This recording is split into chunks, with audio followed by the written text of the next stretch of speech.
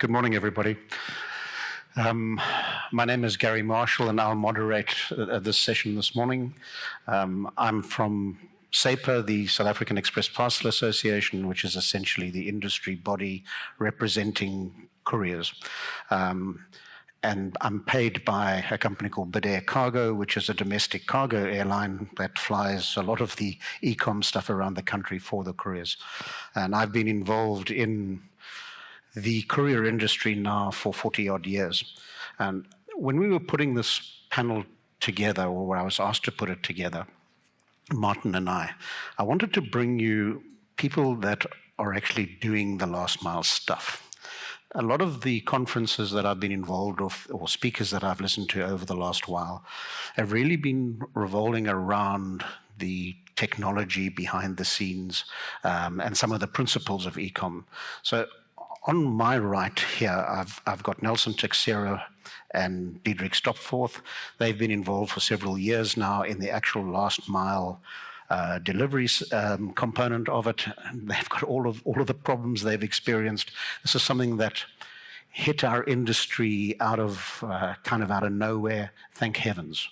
Because at the time, particularly of COVID, when traditional volumes started to fall, and right around the world, by the way, not just in South Africa, along came e-commerce. And although for us it's a fairly problematic delivery, it's also a low margin business.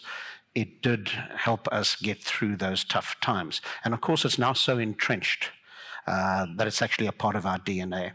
Interestingly enough, when some time ago, I have a friend in Singapore that's very heavily involved in e-commerce, and he was telling me that in around about 2009, when Asia had their swine flu epidemic, he said at that stage, e-commerce in Asia really took off strongly.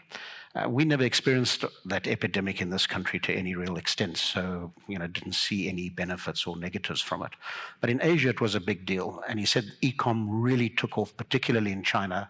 And after the epidemic was under control, although the same thing that's happened now after this epidemic or pandemic is that volumes went back to a kind of more realistic level, but e-com is here to stay. And business direct to consumer is here to stay. And of course, as this thing evolves, we start to see things which we would never have dreamed of before in my world. So for example, what is now being called Q-commerce or quick commerce is your grocery deliveries. That has been tried over the years many, many times, but never successfully. So when you see the rollout from Checkers with 60/60, from Pick n Pay with ASAP, and announced now Spar rolling it out, in fact, with Diederick's company. So we're starting to see this become a way of life here now. Who needs to go to the store when you can just go online? So Q-commerce, subcomponent of e-commerce. And of course, along the way, we're starting to see also interesting developments, for example, pharmaceuticals, medication. That the trend is get it directly, particularly for chronic medication, get it directly to the end user as quickly as you can. And so again, we're starting to see products developing and specializing and channels being opened directly for e-commerce. So I'd just like to quickly introduce you, Martin Bailey. Mart, if you could introduce yourself, please. Yeah, I think I know half the people in the audience. I'm with a company called Industrial Logistics Systems. Been in the business at the same time, 40 years, in developing infrastructure for warehousing, distribution, supply chain. Thanks, Martin. Nelson? Morning, everyone. Nelson Teixeira. I sit on the board of SAPICS with Garry. I also have the responsibility of running one of the RTT subsidiaries called CourierIt, and that's me. Thanks, Garry. My name's Diederick Stopforth. Martin said he knows half of the people in the room. I know the other half. I've been in the industry just about 28 years at Skynet Worldwide Express. Was there specifically for the last 15 years of my life, and then took a 3-year sabbatical because I was tired of logistics, and then came back, and I'm back at Skynet for 2 years now. I head up the commercial side of Skynet. Okay, thanks, gentlemen. So I'd like this, if you don't mind, to also be interactive. So if you have questions as we're going along, don't wait till the end. Put your hand up and we'll take a question. We may have some problems with the sound, and I can see the guys at the back there going, oh my God, he didn't just do that. But if you've got a mic, that would be great. But otherwise, I'll walk down. Oh, they have, yeah. And we'll take your questions as they come to them. So as I was saying earlier on, so we saw directly after the start of COVID and what we did, all of us in the industry. We're very heavily involved with government bodies, trying to persuade them, this is during lockdown level 5 and 4, to allow e-commerce to carry on, to keep people at home and to get stuff delivered to their doors. And it was a real headache, and you may have seen in the press, and we had people from Teixeira, I think Kim Reed, heavily involved. But we worked all independently as much as possible. I worked through Business for South Africa, so we went the sort of, how can I put it? We didn't challenge them. We just worked on the basis of trying to show government the sense of home deliveries. And somewhere around lockdown level 4, government allowed e-commerce to take place. And interestingly enough, the Department of Trade and Industry define e-commerce as any goods which are ordered electronically. And of course, when they opened that up, it suddenly meant that the world was open to us, because I can't imagine anything not being ordered electronically. So from that very narrow list that we had of essential goods, suddenly it opened up to just about anything. So that made a huge difference, and we all climbed in. And I'd like perhaps to hand over to Nelson and Diederick to give you some of their experiences to how they've handled this deluge of volume that took place. Thanks, Garry. Yeah, Garry, as you said, so with the advent of the virus, as we went into the virus, there was obviously a massive downturn in volumes. As we got into it, though, we started seeing an uptick in the e-com side of business as we were allowed to start delivering those commodities. And we saw an uptick of between 300% up to 1,000% with some customers. And as Garry said, that essentially saved the industry. From our point of view, we had lost most of our volumes through the restrictions that were placed on us, and the only volumes that we had were the e-com volumes. And that trend continued right up until the sort of, as we came out of COVID. And even then it spiked once again once the market opened up. However, we have seen a gradual decline now. So I wouldn't say they're back to normal volumes pre-COVID, but they must probably be sitting at about double what they used to be pre-COVID. So there's been a massive growth in that sector. In our group, we obviously have 6060, which is the Checkers online grocery delivery service. Now that business has grown from a zero base 2 years ago to doing, on a sort of a top-end day, doing up to 35,000 deliveries a day. So that just goes to show the sort of spike we've seen in the e-com space. And we believe that on the grocery side, we're going to see further growth. It's probably doubled what it is at the moment. So that's what we're catering for. Yeah, I think similarly on the Skynet side. So firstly, if we go back to 2017, the e-commerce industry was worth about $2 billion, just about there. It then took 4 years for it to double from $2 billion to $4 billion. It then went onto a base at around about $5 million in 2020, and it since doubled that in 2 years and not in the 4 years. So that gives you some idea of how fast e-commerce has accelerated. And to Garry and Nelson's point, much to saving jobs in our industry. We were already in a negative economy before the COVID hit us all. But I mean, some of our user cases would be people like Freddie Jeans, for example, that just before COVID ordered a whole lot of stock, millions of rands of stock, and then we're in hard lockdown. And there's other examples like Freddie Jeans, clothing retailers that had to lock down their stores because it was hard lockdown. And most of them then said, what do we do to trade out of this? Fortunately, e-com was there. And the e-commerce industry accelerated on the back of that, because some of these guys are now doing so well on the e-commerce sales that they are rethinking their retail strategy, perhaps closing retail stores and just going e-commerce. Because I think as a percentage of their turnover, logistics as a percentage is less than running a retail outlet where you pay these massive rentals and all of these things, and you've got all the staff involved there, and you've got theft and all of that. So we saw a massive acceleration. We also, to Garry's point, we saw some of the pharmaceutical clients doing chronic medication, because now you must imagine with COVID that was the high risk side of the population, was people that's got comorbidities, diabetes and high blood pressure and all of that. So we went from doing maybe 500, 600 deliveries a day to 5,000 deliveries a day, home deliveries. What also happened was, as some of the companies then said that their staff must work from home, so your big financial institution like Old Mutual and Momentum and Mutual and Federal and people like that, whereas before Nelson and myself and our industry would go and deliver 600-700 items at an Old Mutual or a Momentum at the head office, guess where these people were? They were all working from home.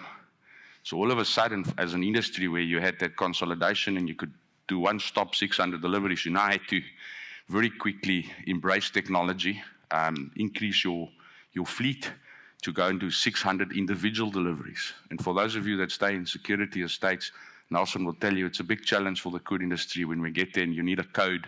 You need to make sure that the owner is there. So with that came the growth of e-commerce, delivering to obviously similar addresses. So, it's not new that you would go and deliver to someone in an estate and you'll deliver a Take-A-Lot parcel, or you deliver a Freddie Jeans parcel, or any other e-commerce all at the same time. I think some people have become almost serial shoppers on e-commerce, and which of course has helped our industry quite a bit. I see someone acknowledging. But yeah, it's saved the industry, but it doesn't come without its challenges. Nelson, Garry, is that the security in South Africa is an issue. The amount of these vehicles that get hijacked in driveways, etc., for us as an industry is a big concern. As much as 20 to 25 incidents per day just in Gauteng, which of course is delivering the promise of the e-commerce companies to their consumers. You find a consumer and say, you're not going to get your item because there was hijacking, and unfortunately, they went away with our loot. And as SAEPA, I know that it's something that Garry and the industry is striving to get government to assist us with more visibility and all of these things to help us with the crime that affects the growth of this e-commerce industry. Because now that we've got this chance to kind of create more employment, the last thing that we can afford is for crime to now come and spoil the party. And let me just add, he said about serial shoppers. We're working for the largest e-commerce company in South Africa at the moment, and they're serial returners. And they're worse than serial shoppers. The guys who buy 40 pairs of jeans and send 39 back if you're lucky, or 40 if you're not that lucky. And that's become a nightmare for the industry, as I say. And it's interesting, it's about 5% of the shoppers do sort of 80% of the returns. So yeah, not just serial shoppers, but serial returners, and the industry's got to fathom that one out as well. Yeah. So I think, sorry, Nelson. No, I was just going to chat a bit about the e-commerce delivery options a bit. I mean, obviously, these e-com customers are looking for omni-channel solutions. So it's no longer just about a delivery in 2 days' time. They want options. So whether it's a delivery in 7 days, 1 day, 1 hour, click and collect, to counter. Diederick spoke about housing estates. Those are the sort of solutions we're looking at, setting up drop-off and collection points outside these estates, mobile collection points that would move around suburbs, and people could meet those mobile points at times, dedicated times, so windows that we would stop and allow customers to collect. So it's opened up a whole new array of delivery options that we're busy investing in. Yeah, I think if you have a look to it, the emergence in South Africa of delivery or lockers, I think DSV and probably the courier guy with their Pudo product, probably heading ahead of the game on that one. But that again creates a demand on the industry, and the old saying about never waste a good emergency is kind of what happened in our industry. So to make all of these things happen, technology advanced almost overnight. What would have taken, I think, possibly even years to get this kind of stuff out there, literally happened overnight. Nelson will tell you on the 60/60 thing, that rollout time from zero to startup was done in rapid time. And that can't take place in isolation of the technology that makes the fulfillment possible. So I think, we can, on the one hand, we're saying e-commerce, it's tough, it's difficult, it gives us a lot of hassles, it's low margin. On the other hand, it saved us, but it's also created an environment where the technology has developed faster than it would have, and that is good for our industry and it's good for the public. So I think all around, e-com and the last mile specialists have had a really, really interesting time. And we were talking just now about, for example, deliveries to estates. It's a lot different now, though, to what it was 3 years ago, because 3 years ago, you couldn't get into an estate. And bear in mind, most people were at work. And 3 years ago, you were faced with this nightmare of a delivery to Mrs. Jones had ordered a shipment, and she couldn't tell you today where she was going to be tomorrow. Just think of your own lives. And you had a credit card delivery, and when they phone and they say, we'll be there tomorrow sometime between 11 and 1, are you going to be there? And you know how inconvenient that is, because you can't guarantee it in many times. Or you try to do it, and then something comes up. Whereas a home delivery is a lot more secure because people tend to be at home. Also, as has been mentioned, even now, right now, the big accounting firms, for example, I was talking to people from Deloitte, they're all still working from home. So those people are still, they haven't got time to go shopping. So e-com and grocery shopping and everything is actually suited perfectly for the environment that we've been through and the environment of the future. So, a lot of, Diederick mentioned security. So part of a big issue in our industry has been deliveries into townships, where if you take a logoed, a branded vehicle into a township, you got a good chance of it being, it's not so much hijacked, because it's more of an armed robbery, because they tend to want to take the load, not so much the vehicle. So that was an absolute nightmare. But what's happened now is that people in the township, the middle class has grown, they have the same demands, and you can't say to any of your customers, well, we pick and choose where we want to deliver. That can't happen. If a customer gives you, and nowadays, of course, bear in mind with e-commerce, what's also happened is that the world has been opened up if you're a South African producer. So a customer can literally tell you, come and pick up, I've got a shipment for Moscow, I've got a shipment for Lusiki, and I've got a shipment for Soweto, and I've got one for Kempton Park. And that happens every single day.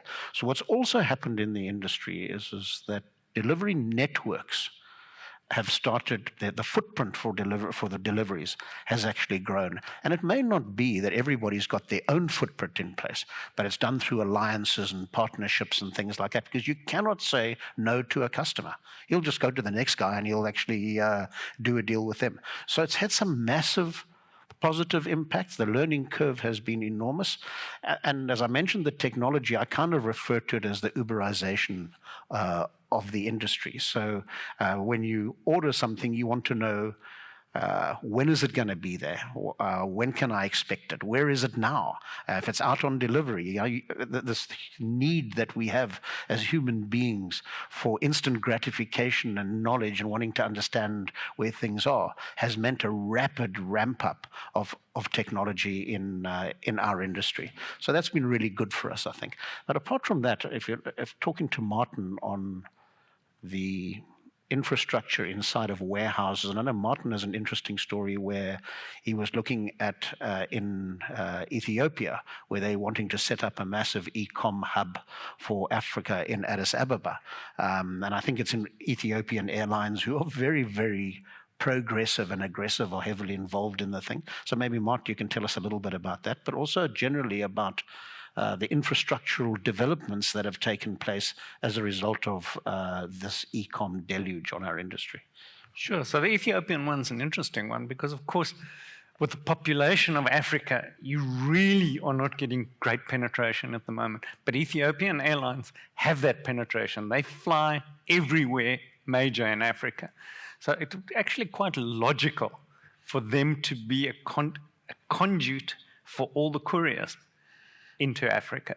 And they're working on that, and they're prepared to spend the money. The Ethiopian government actually is prepared to pump the money in to build that infrastructure. And they're starting on it now, and I reckon within the next year or two it'll be up and running, and you'll be able to run through the couriers, through them, anywhere into Africa. And that opens a huge market for us in South Africa. So that's exciting. On the other end, one of the really interesting things that has happened to lots of couriers is when the volumes went up and up, especially those guys who had no mechanization, it became more and more difficult to handle the parcels. You just reach a point where you hit a technology wall where you just can't push anything more through your facility. You either mechanize or you decentralize. Those are the two options. And all the couriers are looking at that. Just a word of warning, if you do want to mechanize and you're a courier, hey, these days you can't just order some equipment. It's 16, 18 months before to get equipment. With the world supply chain in constipation, it's actually quite difficult to get anything. Take time. But all of the couriers are looking at doing something somewhere. If they're not mechanized yet, if you see some of the new facilities, that monster DHL facility that's on the side of the freeway. DSV. Oh, sorry. DSV. I mustn't screw that one up. So the guys are putting in the resources and the capital to actually mechanize and get the stuff out the door, which is exciting. Martin, to your point, I mean, I see McKinsey has said there's 300 to 400 million internet users in Africa. Mm-hmm. Most of those are directly from their smartphones. So imagine the market for those of you that's in the e-commerce industry. That's the kind of scope of where this is potentially going. And I think to Gary's earlier point is that e-commerce has also accelerated the growth into markets that previously companies didn't penetrate into, like the Kasi economics, as they call it, in the townships. So those people can now also order online and get a delivery the next day to their address. And as to Nelson's previous point, you now set up either a business delivery, a home delivery, or a counter delivery. So they can go and fetch it. And where we've partnered with the likes of PEP, where you now have access to about 2,500 of the PEP stores. So we can deliver your product or your client's product to any one of the PEP stores, and they're going to go fetch it when it's convenient for them to do so. But to your point, Garry, the technology that we've had to very quickly switch on, because communication in e-commerce is vitally important, so that you don't have someone waiting for a courier in case a courier has to do a delivery. So the type of communication now where over WhatsApp you receive either an SMS or a WhatsApp, thank you for placing your order with company X, Skynet will deliver it, please click on the link to monitor the driver. Or you can answer back and say, press 1 for an AM delivery and 2 for a PM delivery. So that you don't have to wait the entire day. You might have your own errands to run during the day, and then you can choose what will suit you as the customer, AM or PM delivery. The banks, for example, they're now trying to access a market that previously they couldn't access, into the townships, delivering bank cards straight into the townships through our delivery service. And Garry, to your point, I mean, years ago, if someone from Toyanda ordered a parcel and they got it within 5 days, it would be a celebration. Now if someone orders something from Toyanda, they get it the next day on any one of the e-commerce platforms with communication attached to that saying AM, PM delivery, track your parcel live. And I think the communication and the technology, to Gary's point, was very important to accelerate this e-commerce growth. To your point, Martin, the fact that you now have individual items going into individual homes, you had to very quickly ramp up doing 5,000-6,000 e-commerce deliveries a day to now doing 45,000-50,000 e-commerce deliveries a day. Single items that you have to, obviously, your automation and your IT support that goes with that. And what people are now doing on e-commerce platforms in the past, Nelson, you would know that they would measure the courier companies from the time you receive the parcel to delivery time. So they're now gone up chain and saying, how quick can you deliver from the time of the order, not just from the time the courier received the parcel. And those average days now is 1.5 to 2.3 days to an actually delivery anywhere in South Africa. Add Amazon Prime to South Africa. Apparently they're coming. Same day. Even more pressure. We now have customers saying to us, I don't want you just to deliver the item. I want a VIP service. So we don't want our CEOs and MDs and C-level people tied up with technology. So when you go and deliver the laptop or the iPhone, you actually have to set it up for the receiver as well. Change the details from the one phone to the next, so that the CEO or the C-level people can focus on the business of their business. And a technical courier driver, and that's obviously helped us to increase employment. And to have more advanced type of courier services available as well. The other case study that's helped the industry, not the industry itself, but local companies is, I don't know if any of you have followed the success story of Drip Footwear, local South African guy that started manufacturing his own shoes in the townships and now has scaled up enormously. We're looking at those clients now and saying, listen, you don't have to just look at the South African market as the sales market that you're going to work in. We can now help them grow their business into international destinations, which has necessitated the likes of Skynet to acquire Skynet in London, Belgium, Germany. So we own that operation, so we can help the local South African markets grow into those international markets. So you don't just have a population of 55 million people that you sell to, but the whole of Africa, as Martin says, and then going into Europe and other markets. And I think that's also helped not just our industry, but the e-commerce industry, the manufacturers of e-commerce product, quite a lot. Nelson, you were talking earlier about the size of products. So one automatically thinks the courier industry, you're talking about little stuff. And the challenges that we've had, where all of our, as Martin mentioned, all of our all of our equipment was really designed around handling small parcels. Well, e-commerce came and changed that. Do you want to share some of your experiences? Yes, Garry. So, what we've seen is a gradual shift in size of packages that we're delivering from sort of your traditional flyer type size right up to fridges now. So the expectation from the customer is order my fridge today, get it delivered today. They want a same-day service on even big ticket items like that. So as an industry, we've also had to adapt. Going back a couple of years, our fleets never catered to move fridges, dishwashers, etc. But we've been forced to get into that space where we have to offer a same-day service, a next-day service on those sort of products. So I suppose it's a mind shift change for us, but we've had to make it. Within that, though, we sit with limitations with our partners. So Diederick mentioned Pep Paxi. We tied up with Pargo. Those counter collect options, they've got limitations in terms of size. So you can't go and deliver a fridge there. So you got to build the smarts into the back end so the customer is making the right delivery option. So whether he's going to a locker, a counter, a mobile collection point, whatever the case is, he's got to be informed to make the right delivery option. So there's been a lot of development in the back end from a courier point of view, in terms of being able to give the customer the right delivery options, and also closing off those options where they're not available.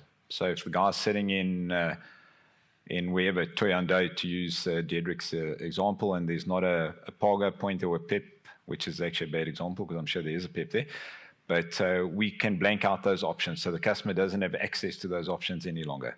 So we could only do a physical delivery to his home or business address. And then I think with the value of those items hitting our network, in the past you'd be able to deliver a shipment to give a client a proof of delivery. But now the value of some of these items, you ordered an iPhone online, it's 35,000, 40,000 rand piece of equipment. If you deliver it to the wrong person, because in the past a driver would go and say, I've got a delivery for house number 14. I say, the owner's not there, but I'm the neighbor, just give it to me. And you give it to the neighbor. Try and get that iPhone back from the neighbor 3 weeks later. It's not possible. So that's also necessitated us to look at technology. How can we make sure that we create technology so that the item goes to the intended recipient, and you have to almost guarantee it. Because I don't know about you, if you go and validate an ID, or if you go into this morning on the airline when I flew up here, they look at your ID and say, no, this is definitely you. But I look completely different to what I looked like when I was 18 when I got my ID. So how they do that, I don't know. But to the point is we then partner with a company called Secure Citizen, where you get a message saying your item is en route. You take a selfie on your own phone before the driver arrives. That gets sent through to Home Affairs to do a visual authentication of that you are the person that must receive this parcel. Comes back, it verifies that you are the individual. When our driver gets there and they scan the QR code, there is absolutely a guarantee that I've delivered to the right recipient. And I see ICASA and some of the cell phone companies have now been forced to use some sort of biometrics when you deliver, so that you deliver it to the correct person. So I was in London 2 weeks ago with my son, and he was getting deliveries from Amazon. And if it's over £500, they send you a code, and the poor delivery guy can't give it to you unless you quote the code back to him. That worked quite well. Under 500, they just threw it at your doorstep and hope you pick it up. I mean, some of the medical companies that use us, when they send Schedule 6 drugs, you can't get that wrong. You can imagine if your husband opens up your medication that's meant for something else and then start using the incorrect medication, the risk. So this type of technology also makes sure that the confidential medication or confidential orders, because trust me, there's e-commerce sites out there, you don't even want to know what people order online nowadays. You have to make sure that you guarantee the confidentiality of that delivery. You can't deliver... Or you give some guy with a heart problem some Viagra. Viagra is the least of the problems. So some of the goods that they order online, those things that if you put it down on a counter, it vibrates. I think you get the picture. You can't deliver that to the wrong receptionist. And you've got to give proof of delivery, by the way. So the way to do it is to embrace technology. And I think that's what we've done in partnership with Secure Citizen and of course, Home Affairs, where it's verified before we do the actual delivery so that you get it 100% spot on. Yeah, sorry, Garry, what Martin's referring to in terms of those codes that are issued, I mean, that's already available locally and we use it. So it's a one-time PIN gets issued to your cell phone. When parcel arrives, you just actually give the driver the code, or you can enter it yourself into his device, and that's it. So it's a paperless delivery, no signature required. You just use your one-time PIN to verify your delivery. And often when we get to, Nelson will tell you, when our drivers get to the delivery point, the person's not there, and you now need to give the OTP. What we've also allowed is for that OTP to be sent to another proxy. So if you're in a meeting and you cannot receive your bank card or your expensive item that you ordered, you can then forward that OTP to a secretary or a PA or someone, and they can go and fetch and quote your number on your behalf. But that's the kind of technology now that's available. And all, Nelson, I mean, within, 2 years? Yeah, I think COVID accelerated the development of these delivery options. I mean, we're already being asked for biometric delivery options where you use your fingerprint to verify your identity. So we're already looking at those sort of delivery mechanisms. So it's going to be interesting to see where the space moves. Yeah, I think some of the technology that's available. Have we got anybody from DSV in the audience? Yeah, so should be out delivering parcels. What you doing here?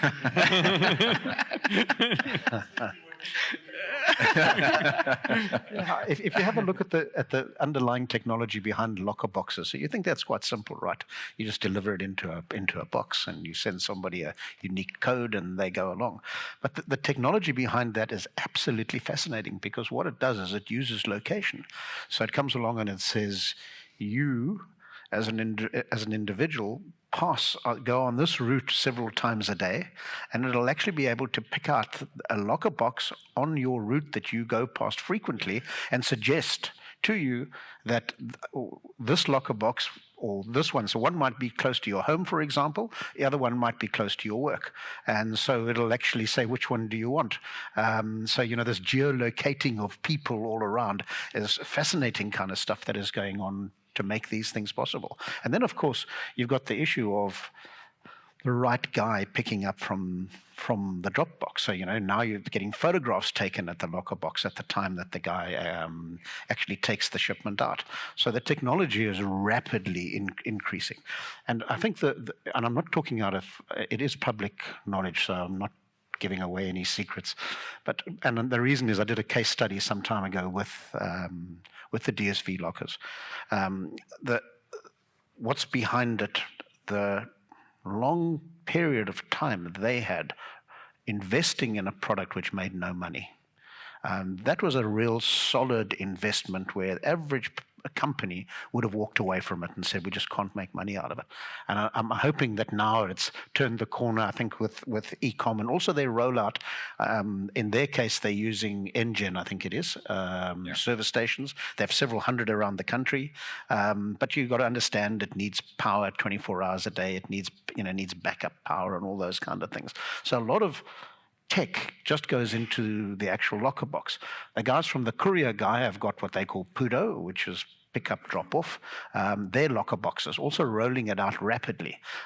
So this kind of technology also makes it easier. I know me personally, I much prefer to use a locker than to have a delivery, because a locker I can go to, as long as it's around the corner, I can go and get it on my time and what's convenient to me, versus having to wait for somebody and hoping like heck I'm going to be there at the time that they're going to be there. Yeah, and I mean, it's interesting how if someone had said 6-7 years ago, those partnerships will develop where courier companies partner with fuel companies, and in our case, for example, we've partnered with Fidelity and ADT Security. So we use 2,000 ADT armed response people to do home deliveries for us. Why? Because they can deliver right up to 8 o'clock at night and do a much more secure delivery. So for your high value items, it just makes it an obvious choice to say, how do we scale up from using a normal, what we call soft skin vehicle, to a more secure vehicle? And you now forming partnership with security companies. Someone had told me that, Garry, 15 or 10 years ago, Nelson, say, no, that's not going to happen. And those partnerships have developed because of e-commerce accelerating the IT and those partnerships that's required to do proper last mile deliveries. Yeah. Putting my airline cap on, one of the biggest issues that face the airline industry is what is generally known as dangerous goods. And dangerous goods would be things that are corrosive, explosive, liquid, etc., that could damage an aircraft with potentially catastrophic results. And so e-commerce, particularly the locker box kind of environment where the shipper is unknown to you, unseen, and what he places inside of that item, inside of that bag or whatever it is, the flyer, whatever they're actually using, now becomes critical in terms of a declaration. So we're all in the industry and overseen by civil aviation, petrified of this kind of thing. So the steps that we're having to take with X-rays and all kinds of stuff to ensure that what is going on an aeroplane is safe. So that plays a big part in our life and will play an increasing part, because I think what it's going to, and this is, by the way, it's not a South African issue, this is global. I followed some of the issues going on in the US with both Amazon, with their fleet of aircraft, the FedExes and so on. I mean, Amazon picked up a massive fine, hundreds of millions of dollars, for shipping a product called Rust-Oleum, which is a rust-proofing kind of product, but highly, highly corrosive, explosives, got very low flash point, etc. And they shipped it by air. Nothing happened, fortunately, but in an inspection it was found out, and they were fined heavily. So in your back end now, from all of your people that are involved in this, you've got to build in whether an item can go by air or it must go by road. By the same token, we're starting to see the Department of Transport step up their attention on dangerous goods moving by road. It doesn't mean, by the way, that it can't necessarily go, but how it goes and how it's packed and the quantities that it goes in are particularly important. So we're starting to see these kind of things which are potential roadblocks to e-com, because what you want in e-com is you want this absolute convenience. Pop it in, or courier will pick it up, get it on the other end, and smooth out all of the issues in between. So you've got these regulatory issues that we have to also be aware of. So if I take during COVID, for example, the deal that we struck with the Department of Trade and Industry to allow e-commerce to happen was what we call a sanitized delivery. So it became a critical issue that right through the value chain of a shipment moving from the time it was packed, the time it moved through the courier's facilities into the courier, that sanitization protocols were followed. We had to, as the Courier Association, we did a deal where we would provide a proof and evidence to the department of. So we had to do this every single week. We had to provide photographic evidence, you name it, on how we were maintaining sanitization protocols to ensure that the person at home actually got his parcel safely. And that, I mean, the things that we had to do, spraying of with sanitizer and so on, every single shipment that went out. Temperature control became a nightmare for us because the deal was every courier had to have a temperature check every 4 hours, and that had to be recorded. So, often the guy would leave in the morning, you don't see him until the evening, but in the meantime, you've got to have these temperature controls. So all of these things were put in the way, but they were necessary at the time, in the context of what was happening, and the fear that we had in those early days, which seems to have largely evaporated now. But so we've been through some really interesting times. They say it's character building, but also I can tell you, it's also very expensive, because none of these things are done free. I mean, all of them have a cost built in. So when I mentioned right at the beginning that e-com is a low margin business, it's because of all of these extras. So if you take what the guys have been talking about, warehousing, equipment inside of warehousing, and the variability of the sizes and the types of commodities, the service types that are being there, the options that you have to give to customers, the technology behind that, the way that not only your operations, but your couriers, their training and the way that they go about things. It's been an enormous, but I can tell you, absolutely exciting period. The learning curve has just been so rapid. And it was a case of, you either do it or you die. And we did it. Yeah, I mean, they say logistics never sleep. And I think we all know that during COVID, no truer words ever been spoken, because it required logistics to move all these COVID samples as well. So to Garry's point, you move all those infectious samples. Now you need cleaning kits and trim cards and all of those things in your vehicle, so that when there's an accident, that when the authorities arrive, they know how to deal with the accident. So rabies samples and all of these things that would move through these networks. And the security cost is the other one, Garry. To Garry's point, that all of a sudden accelerated our cost per unit as last mile operators and as logistics companies. They say if you die, Garry, and you get to heaven, and you're there at the gates, they ask you 2 questions to establish whether you should go to heaven or to hell. And the question is, one of the questions is, what did you do down on earth? And apparently, if you say logistics, you go straight to heaven, because they say you can't be in hell twice. Guys, we've been talking a lot. Are there anybody here who wants to comment, add questions? I mean, there's a fortune of knowledge here for your company. In the back there.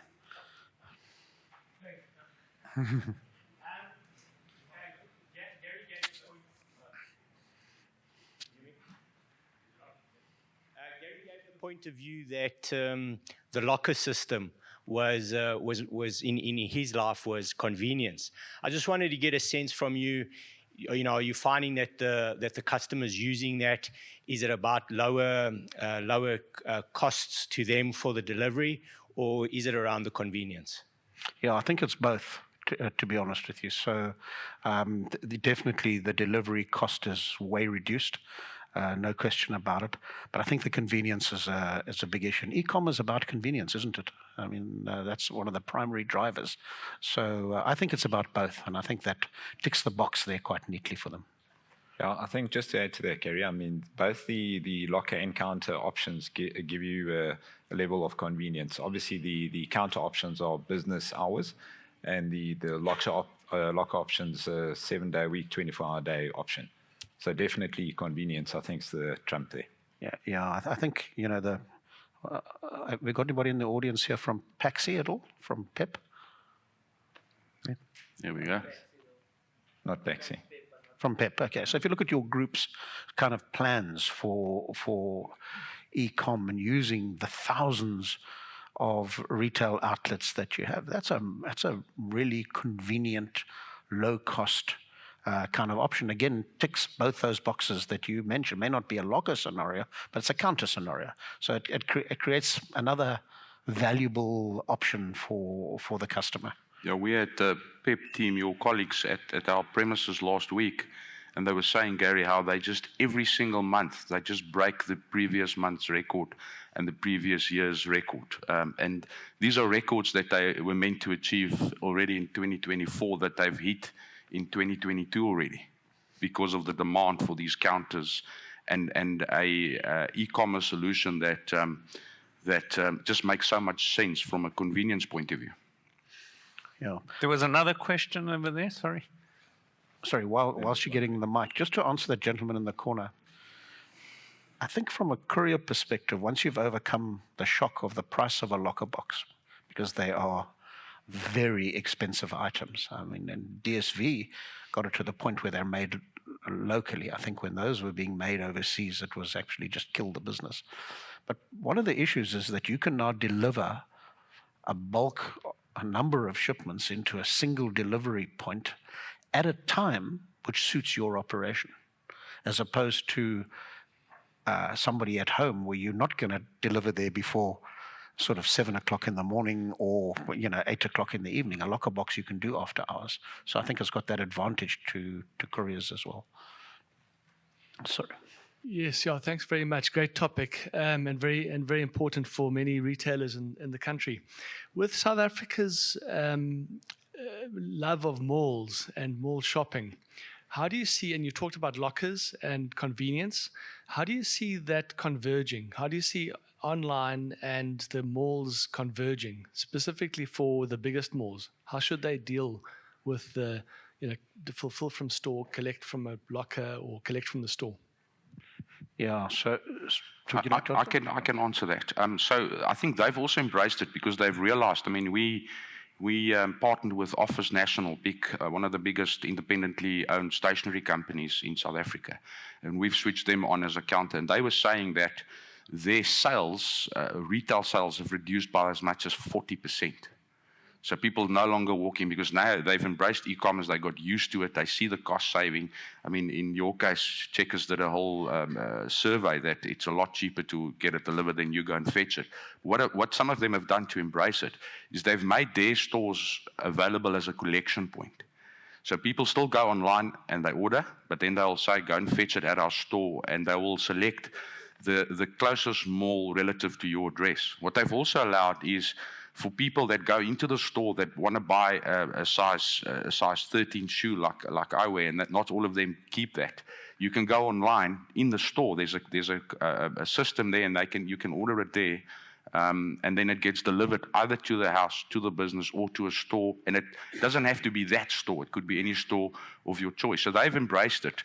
There's also collection points in these shopping centers. So that is, if anything, have increased the number of people that go to these markets. So some of the locker systems, some of the counter, I know on your site and on our site, these counter partners are in the malls as well. So people go and fetch the orders that they've placed online. And I must tell you, the youngsters specifically, my two daughters are 24 and 22. They don't go to shopping centers like they used to do, which of course saves me parking money and hassle and all of those things. They go online and then go and fetch it at the mall when it's convenient for them to do so. Does that answer your question? Yeah, to some degree. I think there's there's more evolution. If you look at shopping centers overseas in Europe and what they're doing, so they've got changing rooms. I know in South Africa we've got our challenges, but if you order a product, they put it into a locker, you can go and try on that item. If it doesn't fit you, then you just pop it back into the locker. So I think there's still quite a lot for us to develop in South Africa. Yeah, I'd agree with that completely. I mean, we are Johnny-come-latelys in this, and you can see it in the statistics in terms of e-com sales to total retail sales in this country. One of the advantages, I think, of playing catch-up is that you can, leapfrog a lot of the pain that was experienced overseas. I mean, talking of locker boxes, if you look at overseas, locker boxes are often owned by an independent locker company, and they rent it out to the courier companies. So you don't have to make that investment up front. So those kind of things haven't yet hit us, although if I look maybe at the Macro option, might be one of those. So if you look at Macro using DSV lockers for their products. So it creates a whole new layer of revenue streams that were before never even contemplated. And our challenge is having the investment in infrastructure. And I guess every business is the same, not just ours. But you invest in bricks and mortar and all of this, and of course the world changes overnight. So it makes everything sort of becomes almost short-term activity to try and take care of it. So it's fascinating, but it is challenging. And perhaps added to that problem, let me just say, we were talking about it before we came in here. Courier business by nature is using a lot of fuel, whether it's his aeroplanes or their things, and with the fuel price going up, that's a real challenge to try and keep prices low in an environment where your biggest input cost could be fuel, which is climbing quite steadily. I think to the locker box point is, and in Europe, your point, Garry, is that they rent these locker box systems out to all of the courier companies. So now you've got people like Nashua, that previously everyone here knows what Nashua is famous for photocopy machines. They're now rolling out locker systems. Fidelity Security is rolling out locker systems to the estates so that the courier drivers don't have to go into the estate to make the last mile delivery. They can deliver to the locker system in these security estates. And then all courier companies, of course, can make use of those locker system facilities. Again, with technology, so you get sent a code to open that locker at your security estate, so only you can access the item that you've ordered. Yeah. Martin, in terms of the type of handling equipment that people are contemplating now, because you mentioned earlier on that a lot of guys are investing now in and having to invest to handle the volumes. Are you seeing a different type of Yeah, absolutely. So equipment? The tech for sortation equipment has gone through the roof. So 5 years ago, we would say, gee, if you can get 5,000 to 8,000 parcels an hour out of a system, we'll have a party. Today, 15,000 is quite possible. And big parcels. As you said, 1.4, 1.5 meters by 1 meter parcels running at 13,000 an hour. So that's changed the technology. Is it good? The other debate is, what do you do with it once you've sorted it? Because it's all very well sorted. The bottom of the chute becomes more problematic than the sortation system. But the scanning and all of that, yeah, there's great stuff happening fast. And clearly all the big suppliers are adapting to their environment faster and faster. Robotic sortation systems, which Amazon has embraced. So instead of a unit that goes round and round, a cross belt going round and round, lots of little robots that can actually do your sorting for you. And the technology in that area has just gone mad. So the whole industry's. Yeah, 100%. I mean, in July, when we had the unfortunate riots in KZN, Nelson will tell you, most courier companies, KZN was a no-go, Joburg was a no-go. So we had to repurpose our automation facility to move 8,000 food parcels to KZN. So whereas in the past you had a trained staff complement that just takes flyers and boxes through your sorting facility, we had to very quickly buy millions of rands of stock from Spar and Macra and all of these places, and we had to then sort Koo baked beans and sugar and all of those, and then put it into a box. And we had to repurpose the automation facility to do that. And without that, we'd never been able to get the 8,000 food parcels to KZN. Yeah, but I think, Diederick, what you guys did there was really quite novel, and you saw an opportunity. So what they did was, as Diederick said, it wasn't moving on behalf of customers. They said, let us provide customers in KZN with a service that is a comprehensive food hamper, if you like.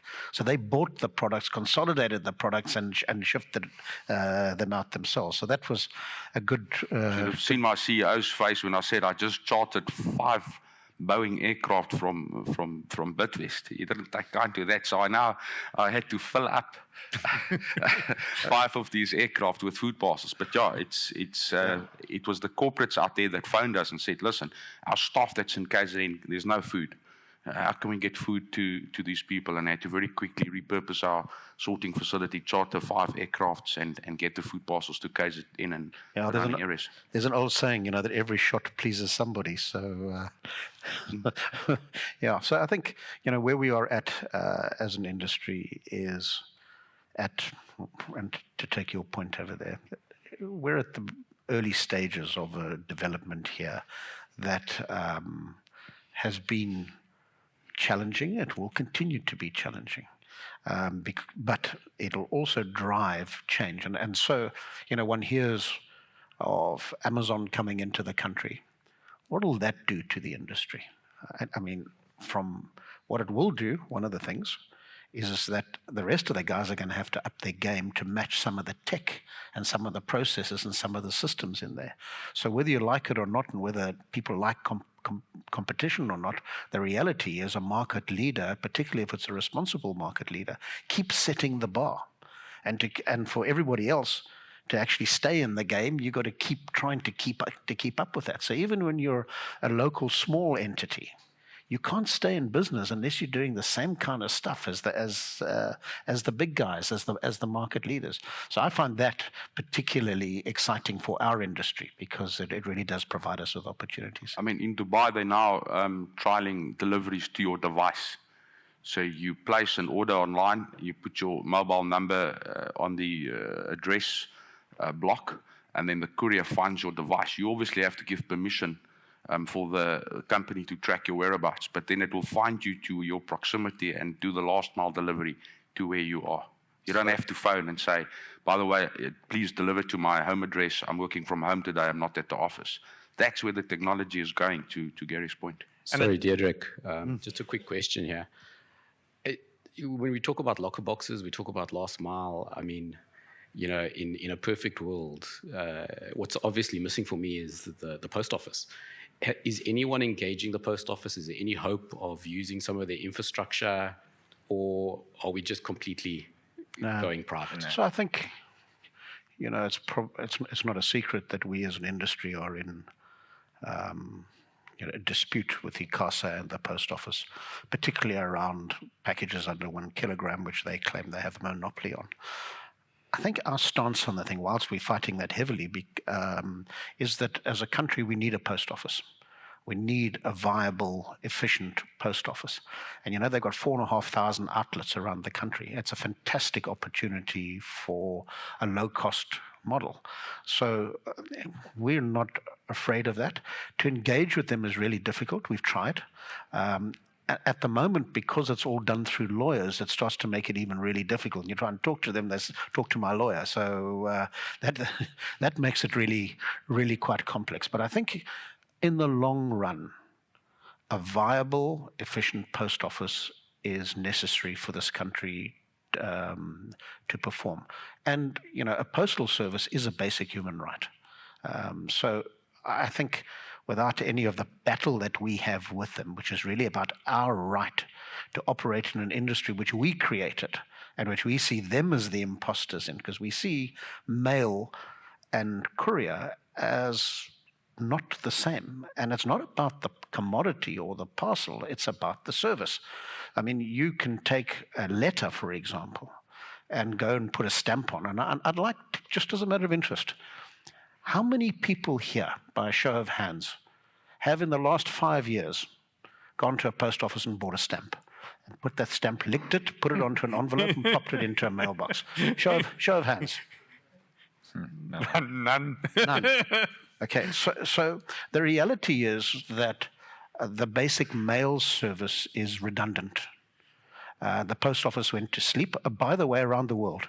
And that's where our industry came in.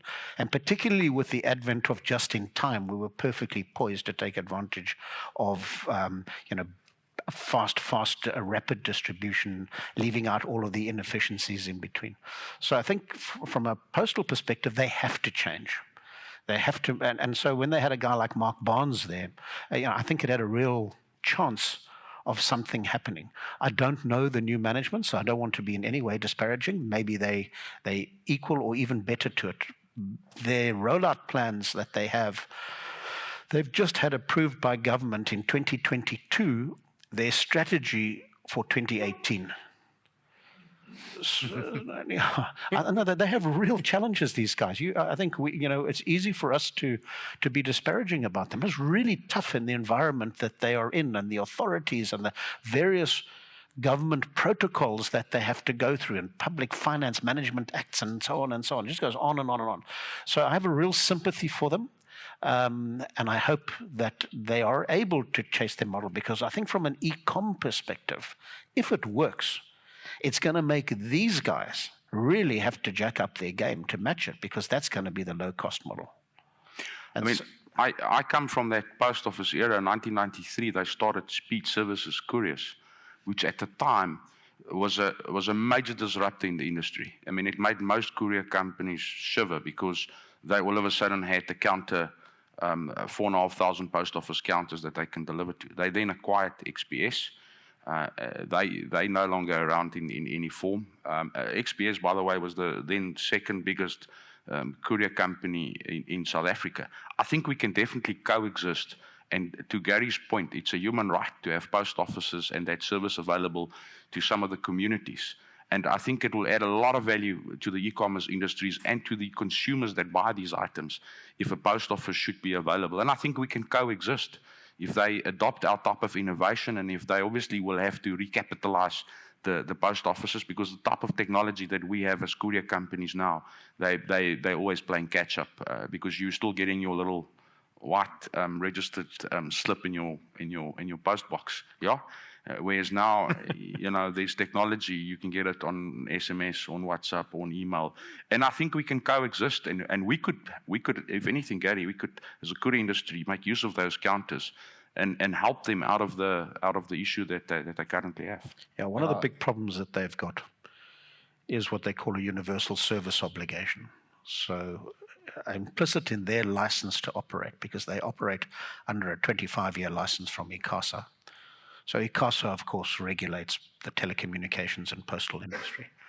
And their license basically says that they have to, and I may be a bit out in terms of my kilometerage here, but the license basically says that they have to offer a basic mail service to within 10-kilometer walking distance of every citizen in the country. And a lot of what they're saying, and there is some merit to it, is courier companies can cherry pick routes where you can make money out of. The post office has no option. So it's going to these areas with very low volume, so you get no benefits of scale, and delivering, and it has to deliver these shipments, and at a postage stamp type rate. And so for that, the post office are asking, if you look at the latest one, which is called the Amendment to the Post Office Act, which is not the one that we're in dispute with. The Post Office Act says government should subsidize those kind of deliveries. And I think it's only fair, by the way, because it's a mandate that government gives them, says you must deliver to all of these people. So they have real challenges. We would like to help them. We would like to partner with them. We think that we can make this thing work. Right now, though, it's caught up in litigation, which makes it difficult. But I think, Garry, just to add to that, these areas that you were mentioning earlier, these high-cost areas, couriers at the end of the day got the same challenge, and we're absorbing those costs. Yeah. So it's not that we're charging a massive amount of money extra to get to those points. Yeah, no, I often used to say, if you take an umbrella and a cooler box with your cold drinks or your beers and a deck chair, and you went to a place like Logistic in the Eastern Cape, as an example, and you sat there and you waited from the early morning, you'd just see them coming past the courier vehicles, one after another. There'd be 50, 60 of them. If you could stop them and look in the back, they would probably have that much of parcel each.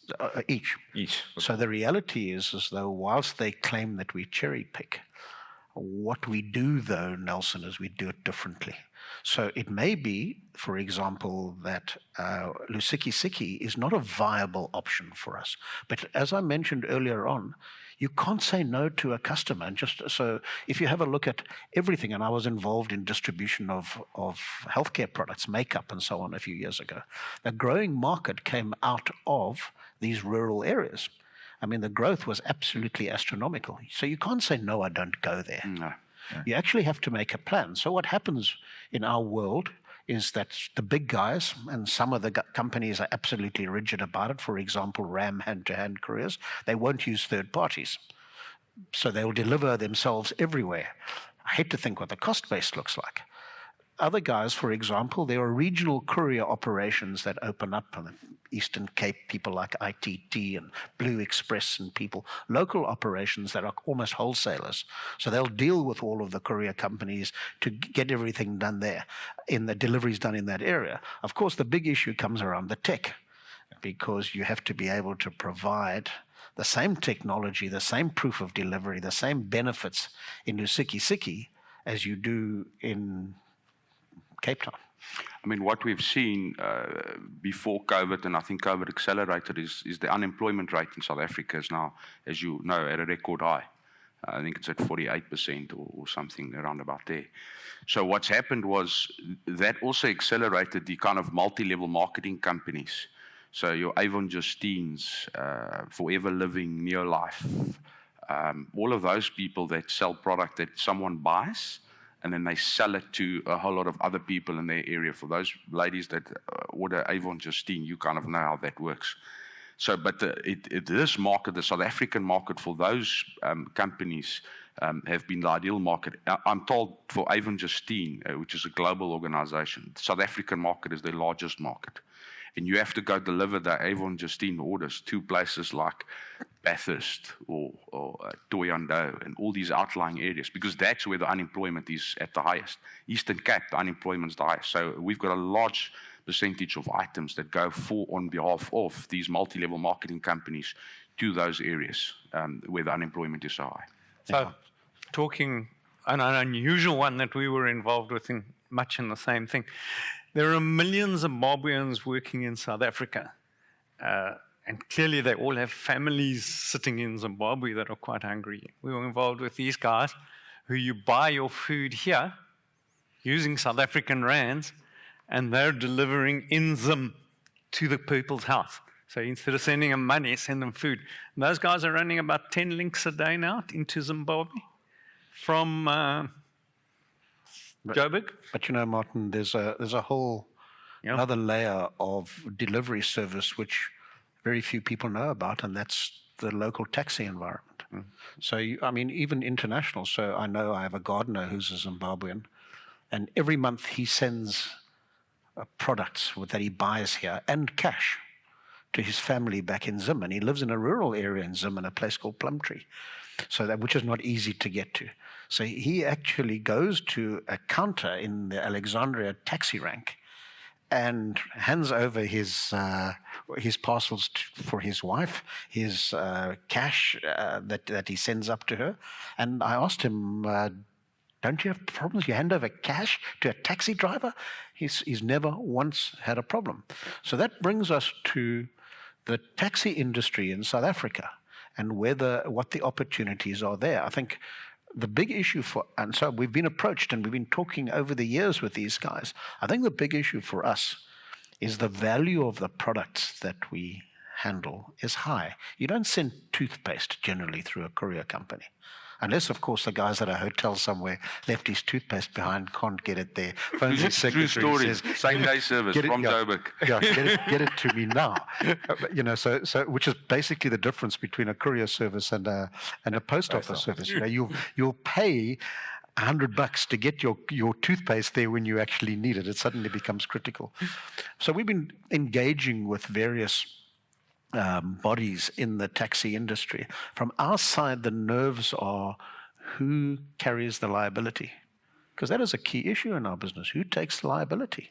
When you give a courier company a parcel, you're handing it to them.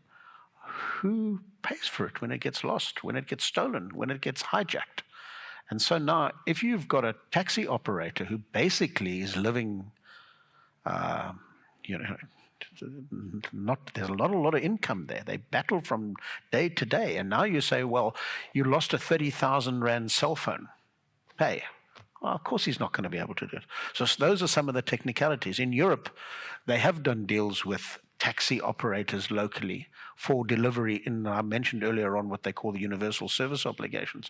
So post offices in Europe have done deal with taxi operators there. It's very different to our kind of taxi environment, minibus taxi environment. They're genuine kind of taxis. But there's an opportunity, and I think an unexploited one that somebody somewhere along the line is going to take advantage of. I mean, I know in Diederick's company, for example, you talk about doing different things. They've got cash in transit type vehicles to deliver cell phones, because it's a product that walks. And if you look at the top 3 or 4 companies in the country that are involved in distribution of electronic stuff, particularly cell phones, you look at the delivery of some pharmaceuticals. For example, grandpa headache powder, I believe, is a real fast-moving item, highly in demand. Headache to move, I must tell you. Sorry? Yeah. So the security around it, and these guys are experiencing each around about 5 hijacking stroke armed robberies a day. And understand what also happens to a courier company when you report a hijacking. The vehicle, and if the vehicle is recovered, it is now a scene of crime, and it's evidence, and it goes into an impound.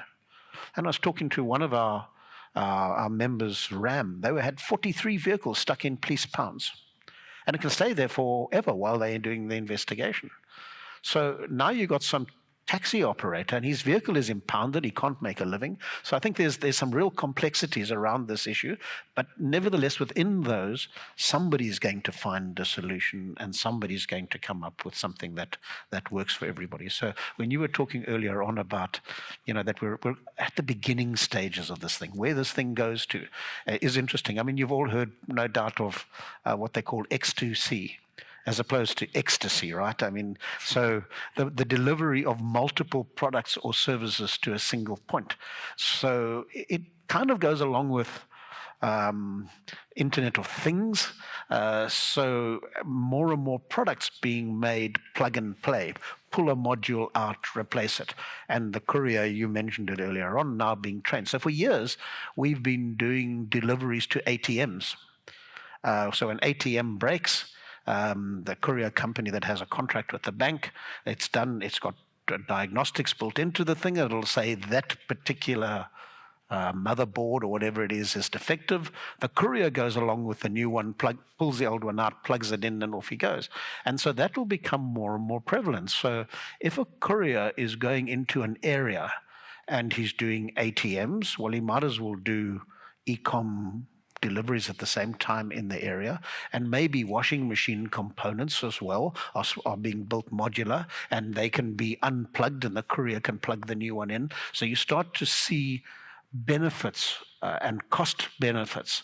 And also bear in mind, from a courier perspective, what is key in our industry is footprint and volume. We need volume to make it pay. You can't have half-empty vehicles. They've got to be full. A courier has to be really effective, which is why in South Africa, for example, one of the most cost-effective things we have in the industry are owner drivers. And it's not because, and I mean, if anybody's underpaying owner-drivers, they should be ashamed of themselves. But the difference is that an owner-driver will take on as much as he thinks he can handle during that day because his livelihood depends on it. Whereas an employed courier will take as little as he can. I mean, I'm really being unkind, so please take it with a pinch of salt. But I mean, he's going to get paid at the end of the day. So if he does 10 deliveries, what the heck? Whereas an owner-driver needs to do 60 to 100, and he's going to make a really good living. We've got a case study to that owner driver that started with one vehicle 10 years ago and now has 7 vehicles running at our company, and he's put both his kids through education overseas. One is becoming a chartered accountant and the other one's becoming an actuary, paying as an owner driver for that. Yeah. So see, there's a question there, Garry. There was one. Yeah. And another one at the back. Hi. You guys speak around really rapid turnaround for a lot of these projects. I mean, you spoke about 5 Boeings that you just chartered. I work for a retailer, and it takes a lot of business case and backing from the board before we do anything, and it takes a lot of time. And by the time you have got the backing, everyone's moved along, and similar to the post office, the solution has changed. How do you partner with big company out there, or are they coming to you with a request? And how do we, as big retailers, make things happen as quickly as what you're talking about? Do you have any advice for that? Well, one of the things we did as a courier company when we identified that you can no longer, in the past you'd go to a company and the company will give us a briefing like you would, say I've got a whole lot of retail stores all over South Africa and we have to distribute to these retail stores, but you want an IT integration. Now back then the IT integration would take 6 months or longer. Nowadays, if a client phones us, we'd be able to integrate into that company within a week flat. And so how we got to that was to make sure that we employ our own IT people so that we don't have to report into some international company and wait for the priority list of that company. And then eventually, you get the authorization to go ahead with that. But also the e-commerce industry itself, those type of platforms now where you just have API integrations, has really made it very easy for us as courier companies to integrate into those companies within a week. And we take the decision ourselves. We don't have to wait for some international company to give us the go-ahead or go through some board, or in the post office's case, they go through the board and parliament and who knows else where they have to go before they could move the needle. With us, we move the needle very quickly. And we've got some retail people in your space that would literally phone you and say, our volumes have increased, or we've had the following issues, how quick can you integrate? And that integration takes a week. Yeah. And I think also those APIs are built over periods of time. So you just keep on adding to them. So when you come and talk to us, there's really nothing new you're going to be able to tell us that we need to add. Majority of the stuff will already be available. Yeah, I think also rapid decision-making is in our DNA. Even with the big international companies, I deal a lot with guys like DHL. It's amazing how fast they move internationally. And also in South Africa, they've got the advantage of having experiences right around the world that they can pull on and draw on. If ever you've got some time and you've got nothing else to do, and I know how it goes, go on to DHL.com's website and have a look at their case studies that they do on e-com around the world. Makes interesting reading. It really does. So they've got an advantage there or here where they can pull from those international experiences. The local guys, the Skynets and the Rams, they've just got to be very agile in their decision making. So you find that, generally speaking, in our industry, management are deeply involved in the business. So it doesn't have to go through 300 layers. And that, sadly, is part of the problem with the likes of the post office. And, as a result of government legislation, it's so for them to make these decisions, it's going to take years. I say their 2018 strategy has been approved in 2022. We'd be dead, absolutely dead, if that had to happen. One of our clients in the UK or in Europe, ASOS, they came to us as Skynet and said, listen, we've got a problem with all of these returns, as Martin alluded to earlier. How do we fix these returns? Because inevitably someone will fit this on, and some people are very overconfident with their size.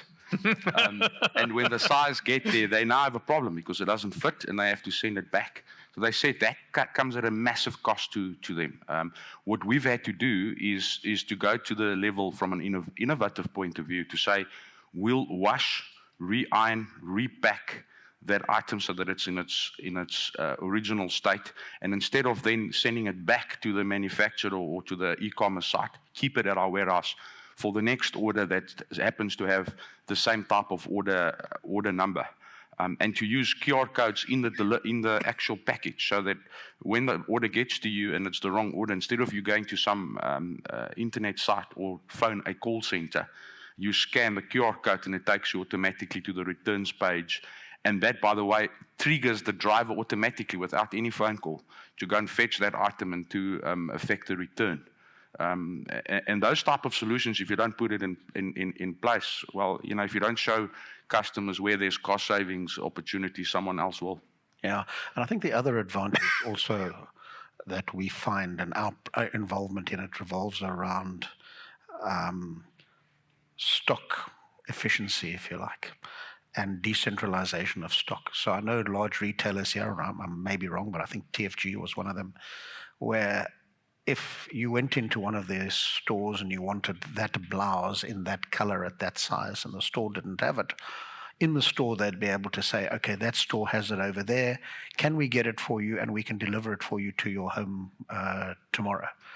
So they're using their bricks and mortar outlets to actually place orders for e-com.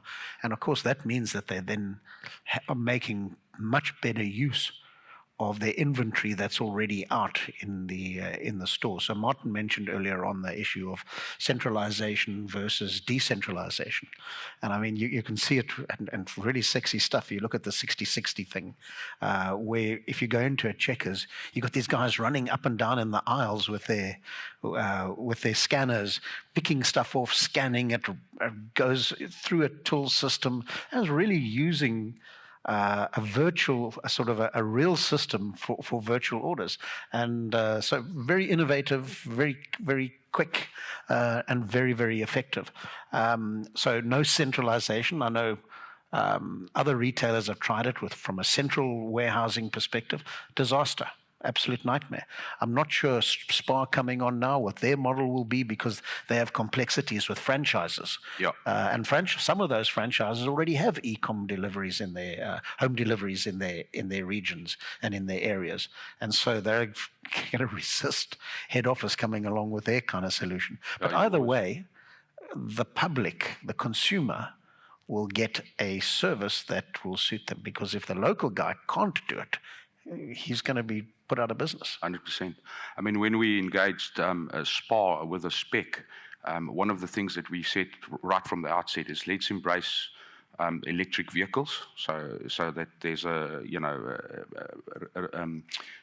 environmentally responsible way of doing it. And how do we increase the size of these vehicles? Because take a guess, what is the item that most people forget when they've left the Checkers or the SPAR or the Woolworths? It's braaiwood and charcoal, So we went and said, well, we need bigger vehicles. So we've got a 1.9 cube capacity. And then next comes the pharmaceutical industry that says, we want those same vehicles, but we need temperature control on those vehicles. So just as you think you're ahead of the game, so the next thing comes. But I think what we must also just point out is, which I kind of quite liked, is that through COVID, a lot of people lost their jobs. And a lot of people out there had a never give up attitude. And a lot of them started small e-commerce stores. Just T-shirts with funny prints on it, okay? There's a company in Pretoria that started making homemade beer that they send the kit to you, you make your own beer at home. And during lockdown, of course, that was the solution. And those e-commerce companies in their own right, they don't have the capacity to have their own brick and mortar massive warehouse, etc. So we're seeing a lot of those smaller e-commerce people coming and knocking on doors. They can't go and list their product at one of the big e-commerce sites, because then they give away 10-15% of their margin, and their business is too small to sustain that. So what the courier companies have done and have involved into specifically on the Skynet side is we provide them now with a warehousing solution, and they share the cost amongst a whole lot of other e-commerce players where they've got the same warehousing spec, the warehousing facility, and then, of course, the technology, the e-commerce solution, and then the last mile delivery. So that has seen a lot of those people accelerated. And then, of course, the next obvious one is to say, hey, listen, you don't have to just deliver to South Africa. We can open up Africa and the globe. So all of a sudden, this small, I mean, we had during lockdown, we had a school leaver that was 19 or 20 years old. You remember the famous quote that the minister said, if you light a Zol, can you remember that saying? So she took that whole kind of quote that the minister made, printed it on a T-shirt. I tell you what, we couldn't keep up with delivering these T-shirts all over South Africa. Success story and a half. Thank you. Guys, yeah, we got 5 minutes left. So. This gentleman runs so fast. You should be in courier, my man. You should be in courier. Thanks. I'd like to find out how much of the business, of the e-commerce business, is B2B. And if you could please give us a bit of insight, if there is business in B2B, what sort of industry, what are the challenges that and success stories in the B2B e-commerce business? When you refer to B2B, are you talking about business to business, not to the consumer, not to the household, but to another business, from the store or from a factory to another business? Yeah, it's quite difficult because what is measured accurately are retail sales. So B2B is often on the supply into stores. So I don't have that kind of thing available. But if you look at the Alibaba model, there's a lot of B2B that goes on there. And of course, we haven't even touched on the next thing, which is C2C and what the impact of that's going to have down the road. And we spoke about X2C and we spoke about Q-commerce and so on. But I think that one I don't have a handle on, so I can't give you an honest answer. But it's interesting. I got an email the other day from Amazon. They actually identified that one of the cards that I'd bought stuff was a business card. And they wrote to me and said, we see you're a business. Please register on this portal for us as a business for B2B. So what's also happened is people, I mean, years ago, Dell pioneered a just-in-time model. Mm-hmm. And then what happened was they said, no, we're going to appoint distributors. And then you had the business-to-business model. So they would have wholesalers and distributors that get the distribution license. They'll order all of this product in, and then they'll deliver it to retail stores, etc. But since COVID and e-commerce, the business-to-consumer market has taken that away and has brought back a just-in-time delivery. So your Dell models and that, they don't need wholesalers and suppliers and distributors anymore. They can go straight from business to consumer.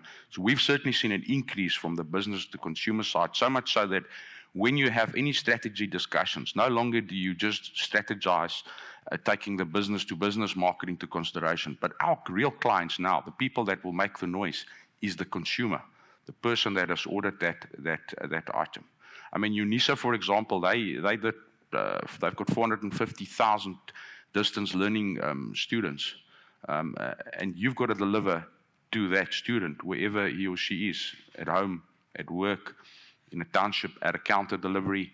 And what's happened with the counter model is you can service both the business-to-business or business-to-consumer market. But to Gary's point, that consumer-to-consumer market, that's also challenging.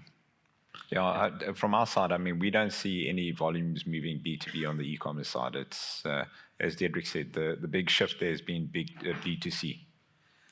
Yeah. Also, some companies, what they've done is that there's so many e-commerce orders.